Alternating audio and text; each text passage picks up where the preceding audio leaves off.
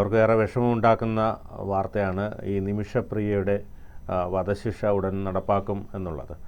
നിമിഷപ്രിയയുടെ അമ്മയൊക്കെ അവിടെ ഉണ്ട്.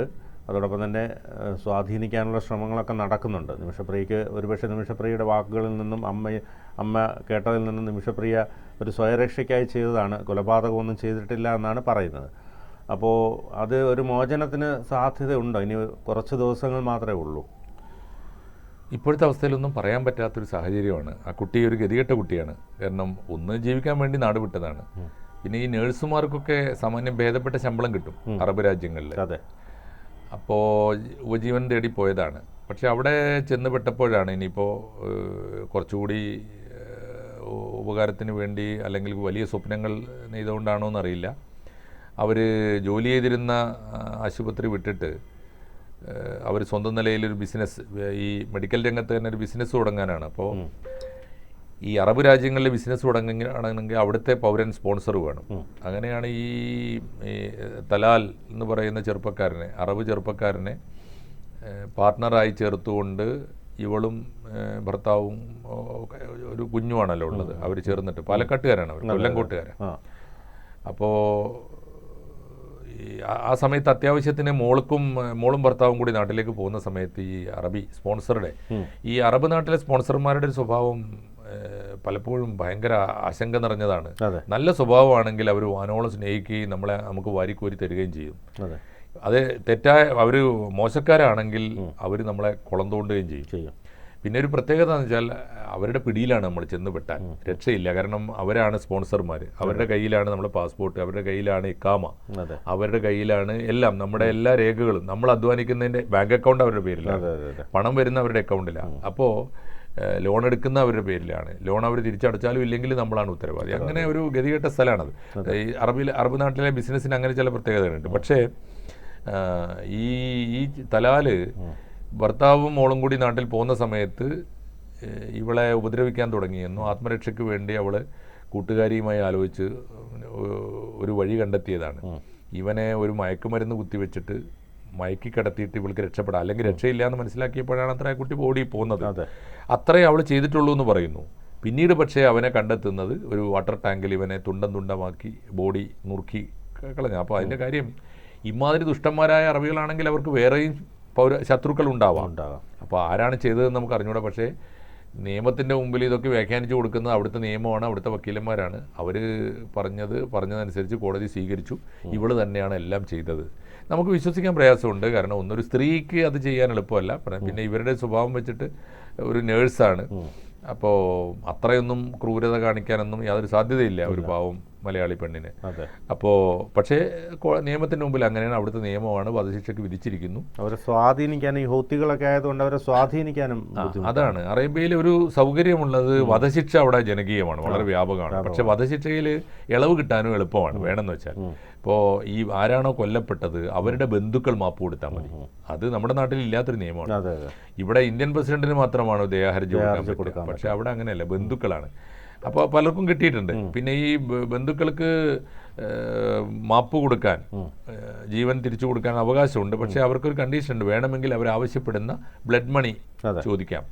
അങ്ങനെ കൊടുത്താണ് നമ്മൾ പലപ്പോഴും പലരെയും അങ്ങനെ രക്ഷപ്പെട്ടു പോന്നിട്ടുണ്ട്. ഈ ഒരു പക്ഷേ നിമിഷപ്രിയക്ക് വേണ്ടിയും പണം കൊടുക്കാൻ ലോകമെങ്ങുമുള്ള മലയാളികളും തയ്യാറാവും. എന്നാൽ അവിടുത്തെ ഗൾഫിലും ഉണ്ടാവും ആളുകൾ ചെയ്യാൻ. പക്ഷെ കുഴപ്പം, കൊടുത്താൽ സ്വീകരിക്കുമോ ഇല്ലയോ എന്ന് അറിയണം.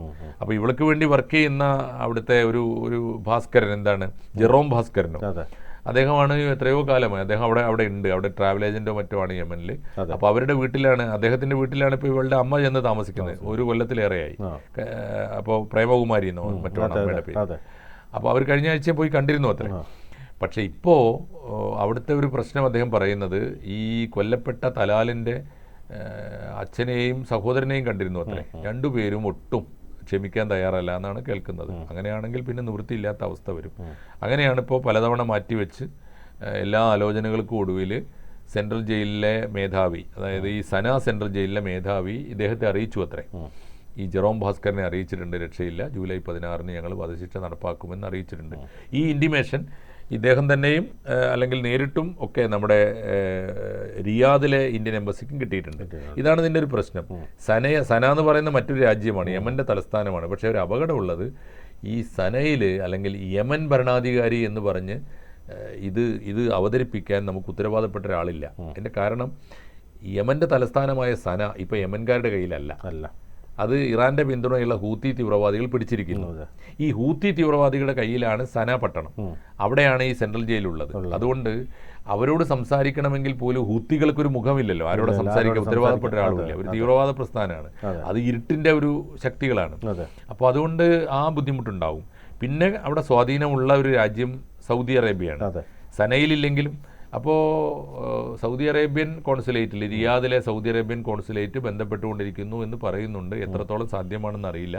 ഇന്ത്യ ഗവൺമെൻറ്റും ആവുന്നതൊക്കെ ചെയ്യുമായിരിക്കും. പക്ഷേ ഒരു നയതന്ത്ര പ്രാധാന്യമുള്ള ഒരു നാടോ നല്ല സ്റ്റേബിളായ ഒരു ഗവൺമെൻറ്റുള്ള നാടോ ഒക്കെ ആയിരുന്നെങ്കിൽ എളുപ്പമായിരുന്നു. പക്ഷേ ഇന്ത്യ ഗവൺമെൻറ്റിന് ഇനി ഒരാഴ്ചയെ സമയമുള്ളൂ ആ കുട്ടിക്ക്. കാരണം പാലക്കാട്ടുകാരാണ്, കൊല്ലംകോട്ടുകാരാണ്, എല്ലാവരും ആവുന്നത്ര ചെയ്യുന്നുണ്ട്. അമ്മ അവിടെ തന്നെ ഉണ്ട്, ഗവർണറും അതിലിടപെട്ടിട്ടുണ്ട്, കേരള ഗവർണറും ഒക്കെ ഉണ്ടാവും. കാരണം ഞാൻ പറയും ഗവൺമെന്റിനെ കൊണ്ട് ആവുന്നതൊക്കെ ചെയ്യുമല്ലോ. കേരള ഗവൺമെന്റ് കുറെ കാലമായി ശ്രമം തുടങ്ങിയിട്ടുണ്ട്. പക്ഷേ 2017 കൊലപാതകം തോന്നുന്നു. 2018 തൊട്ട് അവർ ജയിലിലാണ്. ഇപ്പോൾ 7 കൊല്ലമായി ജയിലിൽ കിടന്നു. ഇന്നിപ്പോൾ മരണത്തിൻ്റെ തൊട്ട ഒരാഴ്ചയുള്ളൂ. ഈ ശ്രീ ഉമ്മൻചാണ്ടി ഈ മരിക്കുന്നതിന് മുമ്പ് ഇവിടെ തിരുവനന്തപുരത്ത് സ്വകാര്യ ആശുപത്രിയിൽ പ്രവേശിക്കപ്പെട്ട സമയത്ത് അന്ന് വി മുരളീധരൻ കേന്ദ്രമന്ത്രിയാണ്. അദ്ദേഹം കാണാനായി വരുന്ന സമയത്ത്, അതിനുശേഷമാണ് അദ്ദേഹത്തെ എയർലിഫ്റ്റ് ചെയ്ത് അവിടേക്കൊക്കെ ബാംഗ്ലൂരൊക്കെ കൊണ്ടുപോകുന്നത്. അപ്പോൾ അതിന് തൊട്ട് മുമ്പാണ് വി മുരളീധരൻ കാണാനായിട്ട് വന്നത്. അപ്പോൾ അത് കഴിഞ്ഞ് വന്നപ്പോൾ ഞാൻ അവിടെ ഉണ്ടായിരുന്നു. അതിൻ്റെ റിപ്പോർട്ട് എടുക്കുന്ന സമയത്ത് വി മുരളീധരൻ പറഞ്ഞതാണ്, ഈ അവസ്ഥയിലും ഉമ്മൻചാണ്ടി ചോദിച്ചത് നിമിഷപ്രിയയുടെ മോചനം എന്തായി എന്ന രീതിയിൽ. അത് ഭയങ്കര ടച്ചിങ് ആയിരുന്നു. അപ്പം അതുകൊണ്ട് തന്നെ മരിയ ഉമ്മനും അടക്കം ഒക്കെ ഗവർണറോട് ഇക്കാര്യമൊക്കെ പറഞ്ഞിട്ടുണ്ട്. എന്തെങ്കിലും ചെയ്യാൻ കഴിയുന്നത് ചെയ്യണം എന്ന രീതിയിൽ, ചാണ്ടി ഉമ്മൻ അടക്കം. അതെ, എന്തായാലും നിമിഷപ്രിയയുടെ ഒരു നിർഭാഗ്യം എന്ന് പറയണം. കാരണം എല്ലാവർക്കും അവരെ രക്ഷിച്ചെടുക്കണമെന്ന് ലോകമെങ്ങുമുള്ള മനുഷ്യർക്ക്, മലയാളികൾക്ക് പ്രത്യേകിച്ചും വലിയ ആഗ്രഹമുണ്ട്. പക്ഷേ ആരൊക്കെ ശ്രമിച്ചാലും നടക്കാത്ത തരത്തിലുള്ള ഒരു അവസ്ഥയിലായിപ്പോയി അവർ ചെന്ന് പെട്ടത്. അതുകൊണ്ട് ഈ സമയത്ത് ഇനിയിപ്പോൾ എന്താണ് സാധ്യത എന്ന് പറയാൻ വയ്യ. കാരണം കാല് പിടിക്കാനുള്ള എല്ലാ റിക്വസ്റ്റും കണ്ണീരും ഗവൺമെന്റ് തരത്തിലുള്ള ഇടപെടലൊക്കെ നടന്നിട്ടുണ്ട്. ഇനിയിപ്പോൾ ദിവസങ്ങളില്ല. ഇപ്പോൾ ഇന്ന് 10-ാം തീയതിയല്ലേ, 16-ാം തീയതിയാണ് ഷെഡ്യൂൾ. അവർക്ക് ഇനിയും ഒരു കാര്യം ആലോചിച്ച് നോക്കൂ, വല്ലാത്ത അവരുടെ ഒരു അവസ്ഥ ആലോചിച്ചു. അവരുടെ അമ്മ 1 വർഷത്തോളമായി അവിടെ തുടരുന്നുണ്ട്, 1 വർഷത്തിലേറെ ഉണ്ട്. കഴിഞ്ഞ ഏപ്രിൽ, എനിക്ക് തോന്നുന്നു 2024 ഏപ്രിൽ എനിക്ക് ഓർമ്മയുണ്ട്. അപ്പോൾ ഒരവസ്ഥ ആലോചിച്ച് നോക്കൂ, മരണം കാത്തു കിടക്കുന്ന ഒരാളുടെ, മരണം ഉറപ്പായ ഒരാളുടെ അവസ്ഥ.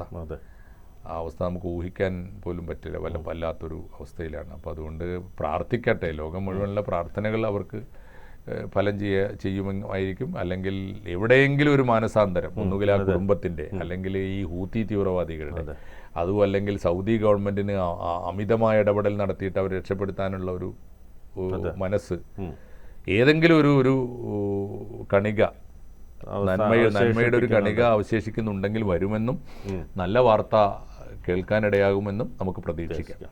കൂടുതൽ വാർത്തകളും വിശേഷങ്ങളും നിങ്ങളിലേക്ക് എത്താൻ ABC മലയാളം സബ്സ്ക്രൈബ് ചെയ്യുക, ബെൽ ബട്ടണും അമർത്തുക.